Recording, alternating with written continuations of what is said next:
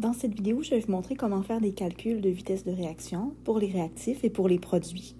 Donc, la vitesse d'une réaction peut être calculée soit à partir de la disparition, justement, d'un réactif ou à partir de la formation d'un produit. Donc, ce qu'on doit considérer souvent, c'est un sens positif ou négatif par rapport à la concentration dans notre calcul. Par contre, la vitesse, ça reste toujours donc la vitesse d'un réactif, va nécessairement être la variation ici, donc le petit triangle de la quantité de mon réactif par rapport au temps. Par contre, ici, comme les réactifs sont consommés, donc comme ils sont consommés, ils ont une diminution de leur concentration. Donc, on va changer un peu le signe ici, on va mettre un petit moins. Parce que, comme j'ai une variation finale moins initiale, ben avec le temps, j'en ai moins. Et ça me mènerait à une vitesse négative, un peu comme quand vous reculez en voiture. Ben, ici, c'est pour ça qu'on va mettre un signe négatif. Maintenant, pour le produit, donc la vitesse ici d'un produit, elle est toujours positive parce que le produit est formé. Donc, mon produit est formé et la concentration augmente avec le temps. Donc, on n'a pas à se soucier du signe ici.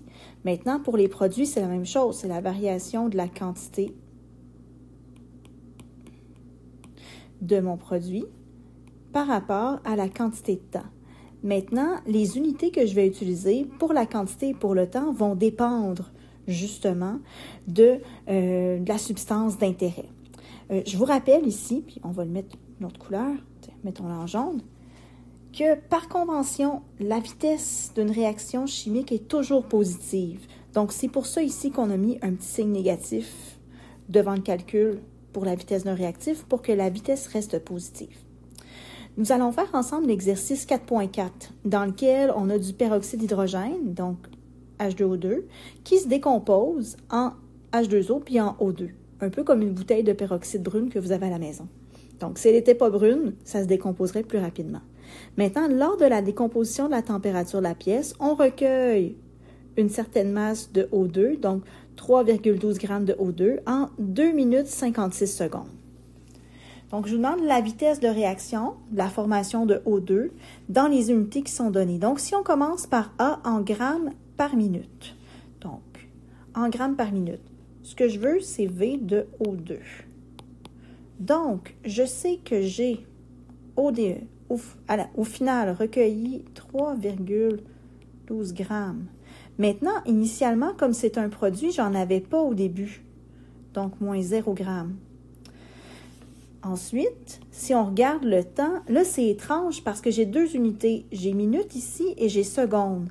Et comme ce que je cherche, c'est par rapport à minutes, je vais convertir les secondes que j'ai en minutes pour pouvoir compléter le tout. Donc, si j'ai 56 secondes fois 1 minute, on sait que c'est 60 secondes, ce qui va me faire 0,93 minutes.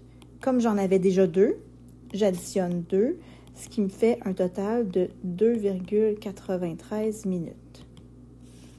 Et mon temps, je suppose que j'ai parti mon chronomètre à 0 et au final, quand je l'arrête, j'ai 2,93 minutes, moins 0 minutes, ce qui va me faire, dans mon calcul, 1,06 grammes par minute.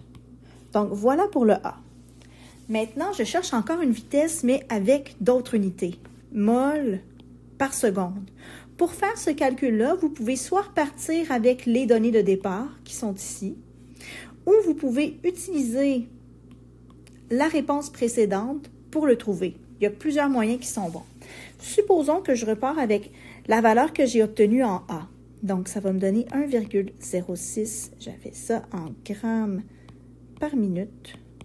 Si j'utilise l'analyse dimensionnelle, je sais pour transformer mes grammes en mol que 1 mol de O2, c'est 32,00 grammes de O2. Donc là, j'ai pu simplifier mes grammes. Maintenant, il me reste à transformer mes minutes en secondes. Je sais que 1 minute, c'est 60 secondes. Mettre mon 60 en bas. Comme ça, je peux simplifier mes minutes. Et ça va me donner un petit chiffre de 5,52 fois 10 à la moins 4. Et mes unités, ce sont des moles par seconde. Alors voilà pour l'exercice 4.4.